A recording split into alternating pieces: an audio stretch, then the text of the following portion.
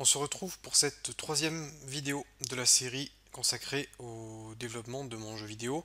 Pour ceux qui auraient raté les vidéos précédentes, je vous invite vraiment à suivre les vidéos dans l'ordre, en commençant bien évidemment par la première, dans laquelle j'explique tout ce qui se passe. Alors qu'est-ce que j'ai fait par rapport à la vidéo précédente? J'ai juste coloré le pantin, j'ai ajouté une texture ici un peu couleur bois, que j'ai appliquée sur les membres du corps qui seront impactés par les collisions, et les articulations pour l'instant je les ai laissées sans coloration. Donc ce que je vais faire dans cette vidéo, c'est mettre en place le propulseur, la catapulte ou l'arbalète si vous voulez, c'est une arbalète géante. Encore une fois, là, c'est un concept art, hein. Je vais mettre en place cette arbalète qui permettra de propulser le pantin dans le décor. Donc, dans l'idée, on aura juste quelque chose de très simple, hein, une structure en bois sur laquelle il y aura le pantin et on va viser et tirer pour propulser le pantin. Donc, je vais essayer de faire le maximum pour tout créer moi-même, c'est-à-dire les textures, les modèles 3D. Tout ce que je peux faire moi-même, je le ferai moi-même. Et ensuite, pour la modélisation, par exemple la modélisation 3D de la ville, je pense que ça serait trop de travail et que la 3D c'est pas forcément ma spécialité. En tout cas, je suis pas ultra rapide. Alors du coup, je pense que la ville 3D, je vais l'acheter sur l'Asset Store. Pour le reste, je ferai moi tout ce qui est modélisation. Donc du coup, ce que je vais faire, c'est que je vais aller sur Blender pour modéliser cette catapulte. Au niveau des concept art, je vais essayer de vous donner les images, ou sinon je vous donnerai le lien vers le blog, vers le devlog, ce qui vous permettra de pouvoir récupérer certaines ressources. Et là, je vais notamment utiliser le concept art de la catapulte pour pouvoir m'aider pendant la modélisation de cette catapulte. Alors la catapulte, vous voyez, c'est vraiment quelque chose de basique. Je vais juste ajouter un cube, et le cube, je vais l'agrandir sur la longueur comme ça. Donc là déjà j'ai créé la planche ici sur laquelle se trouve le personnage. Ensuite ce que je vais faire, c'est dupliquer cette planche et l'agrandir ici pour faire la structure de l'arbalète, comme ceci. Voilà, c'est pas trop mal. Je vais vraiment faire quelque chose de très basique, hein.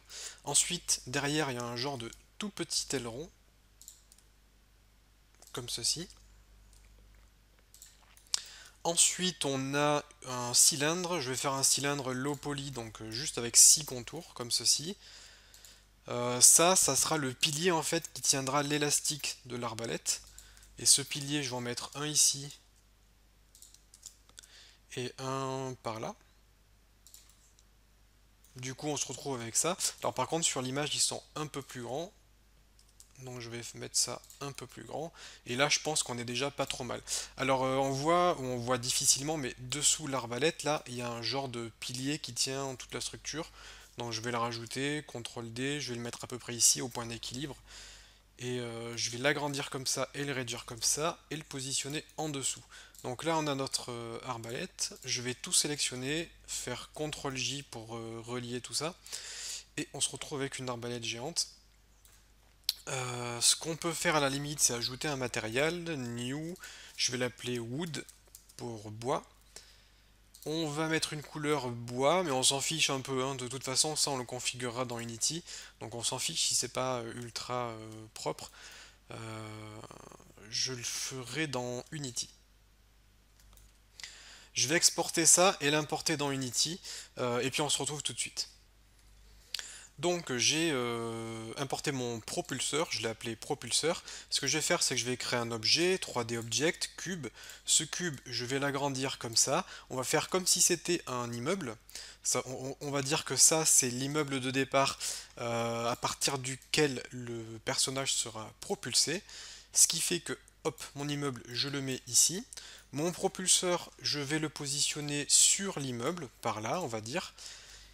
Et on va l'orienter comme ceci pour qu'il soit plus centré vers là-bas. Donc on va faire tourner de 180 degrés. On va le positionner par là et par là. Donc là on a notre propulseur. Ce que je vais faire, c'est que je vais également prendre le pantin. Le pantin, on va le positionner à peu près par là. Je vois juste qu'il est peut-être un peu grand par rapport au propulseur. Alors pour l'instant, je vais mettre une taille de 0,5, on verra, hein. 0,6 on va dire. Voilà, au niveau de l'échelle, on verra. Pour l'instant, on va faire quelque chose comme ça. C'est pas trop mal. Je le positionne ici. Et on a notre modèle 3D comme cela. Alors, lorsque vous modélisez quelque chose, par exemple sous Blender, et que vous avez créé un matériel, le matériel, vous n'y aurez pas accès dans Unity. Alors, ce que vous devez faire, à la limite, c'est créer un dossier matériel ici. Et sur votre modèle 3D importé, vous allez sur l'onglet Materials, Extract Material. On va aller dans les matériels, on va cliquer sélectionner le dossier. Là, ça m'a exporté Wood, donc ma texture de bois, que je vais pouvoir cette fois-ci modifier directement dans Unity. Et là, je peux avoir la couleur que je souhaite. Je vous rappelle également que vous pouvez vous inscrire à la liste d'attente pour participer au bêta test du jeu. Si ça vous intéresse, vous mettez votre email, comme ça je pourrai l'ajouter dans ma console développeur Google Play et vous recevrez une invitation pour pouvoir tester le jeu. Pensez également à laisser en commentaire ce que vous souhaiteriez voir dans ce jeu. Hein, c'est un projet participatif, c'est moi qui le développe, mais vous pouvez me donner des idées et je mettrai en place les idées qui ont reçu le plus de votes. Donc voilà, inscrivez-vous, mettez vos commentaires, pensez également à vous abonner à la chaîne pour pouvoir être notifié des prochaines vidéos. Et pour terminer, sur Unity 3D Dev ou sur le blog de formation facile, ou même sur les deux, je mettrai des articles, des posts de blog, dans lesquels vous allez pouvoir retrouver des scripts, des concepts art. Je vais essayer de mettre des ressources complémentaires ici qui pourraient vous intéresser si vous voulez développer ce type de jeu chez vous. Donc retournons à nos moutons, mon propulseur je vais lui ajouter un collider, pour l'instant je vais mettre un mesh collider, ça sera très bien. Et ça permettra que mon personnage ne passe pas au travers. Je lance le jeu et on voit que mon personnage tombe. Et là on a vraiment un effet sympathique. Ce que je fais, c'est que je repositionne la caméra juste derrière le pantin pour avoir la vue qu'aura le joueur. Donc le joueur aura cette vue-là, le pantin de dos, et il pourra viser en faisant glisser son doigt sur l'écran pour pouvoir orienter le propulseur. Pour pouvoir faire pivoter mon propulseur et mon pantin en même temps, parce que là en fait si je fais tourner le propulseur, le pantin ne tourne pas, je vais avoir besoin de créer un objet parent. Je vais faire GameObject, create empty. Ici j'ai mon objet parent, on ne le voit pas trop. Pour pouvoir le voir, ce que je vais faire, c'est que je vais lui ajouter une étiquette. Et bon, j'ai pas trop d'idées, du coup je vais l'appeler propulseur parent. Propulseur parent, il est positionné ici, je vais prendre le pantin, le propulseur, mettre tout ça dans le propulseur parent, et du coup, lorsque je vais tourner le propulseur parent, tout tournera en même temps. Alors, comme vous pouvez le constater, mon niveau est relativement vide, donc ce que je vais faire, c'est que je vais passer en avance rapide pour créer des sortes de bâtiments, histoire qu'on ait des éléments décoratifs sous les yeux.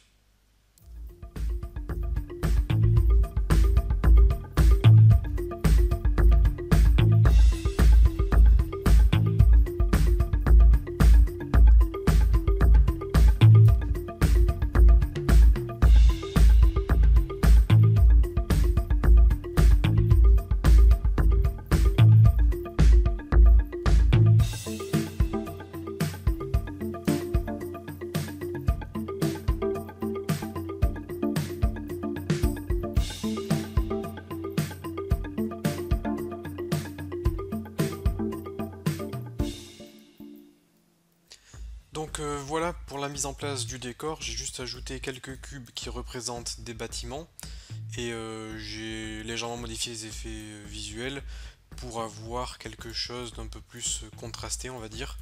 Du coup maintenant on a un décor qui va nous permettre de pouvoir faire nos premiers tests.